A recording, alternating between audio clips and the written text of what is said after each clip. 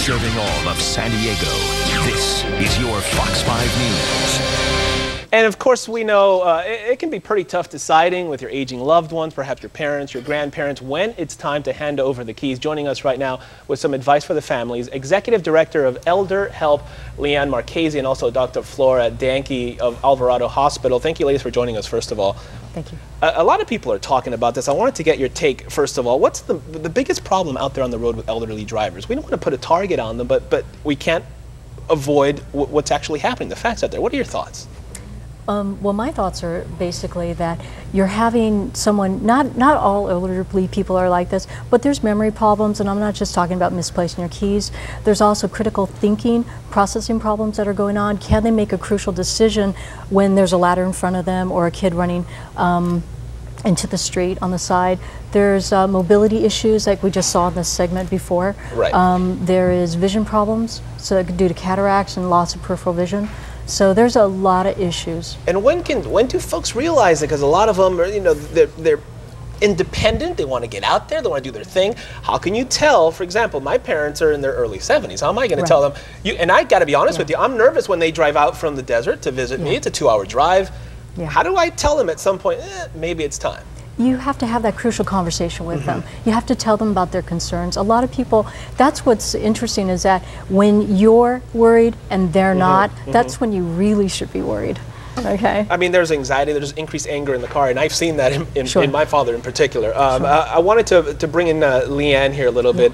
What's your take? What are you guys doing to help out with this, and how bad is the problem, first of all, in your opinion?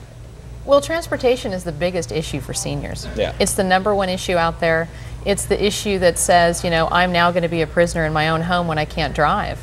You know, my own father, the man who taught me how to drive, I've had to have that conversation with him, and it's really scary.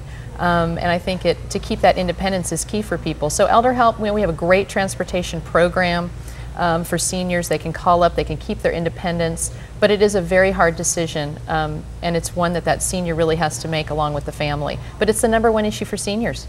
And when at Elder Help specifically, when you get people coming over for the first time, what do they say? Is it something that, oh, maybe I should have done this a long time ago? Is it something that just kind of clicks? Yeah, you know, we had a woman just last week. She said, you know what, I have my car, but I'm scared to drive my car.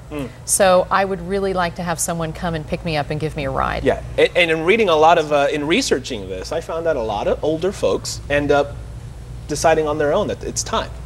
Have you found that to be true? Yeah, and it's hard. I mean, you know, with your parents, you know, it's not as though we can just decide for them. And I think that even working with physicians and partners together, you can come together, but it really has to be the senior's decision. I found it just a couple of days ago, I didn't know this existed. On the DMV's website, there's actually a page where you can, for lack of a better word, report elderly drivers. Flora, tell me about this. We're mandated reporters as physicians, so we absolutely have to report we are as well.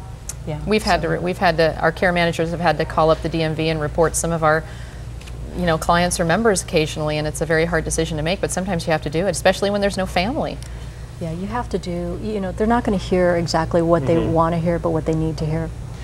The statistic that, we've seen this on the news so much, that's what's troubling.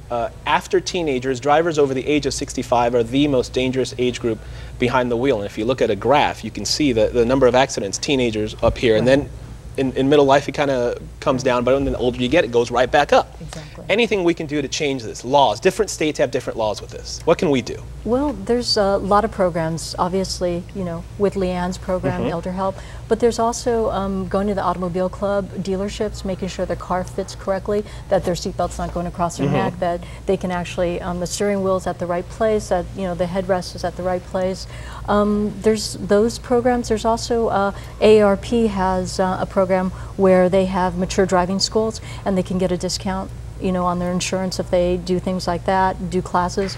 And there's this cool computer program now that Proset Science makes out, and it's on driving. Yeah. I wanted to get your opinion quickly on renewing licenses for elderly drivers. Does more need to be done? Because right now you can re-up, at least in California, without showing up in person, without doing what's your take? Yeah, I mean, we've met with the DMV. In fact, we're partnering with the DMV to kind of be there when they have someone who can't drive. It is one of the major concerns of the Department of Motor Vehicles. They send a medical, first they'll send a medical form out to the senior and their family to be filled out. Then they have to go do the test. I think that what people can do now is, and families, is try to identify places where you can actually get that independence and freedom in driving. And Elder Help and our Concierge Club is definitely one of those places that people can call. Perfect. Leanne Marchese and Flora Danke, we thank you very much. Awesome. We know it's tough with our parents and our grandparents, but there's a crossroads for everything. So we appreciate you ladies coming on this morning. Thank you. All right, Chrissy, over to you.